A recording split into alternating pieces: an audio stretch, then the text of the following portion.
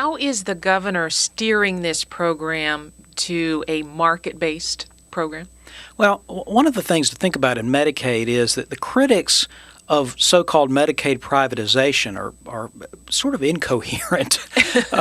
Medicaid does not deliver services. Medicaid pays for services.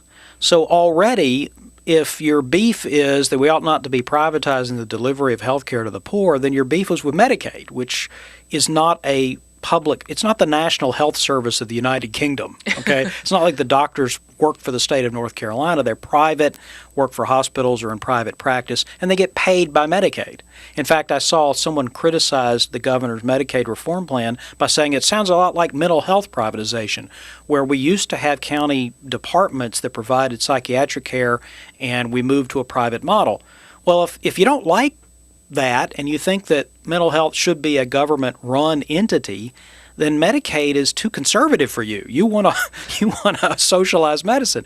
So the real issue of private contractors is, are you going to have competitive contracting to handle Medicaid services, or are you going to just give it to one entity? Currently, we have a private nonprofit spun off from the government called Community Care, and it attempts to manage the medical services for at least some Medicaid patients.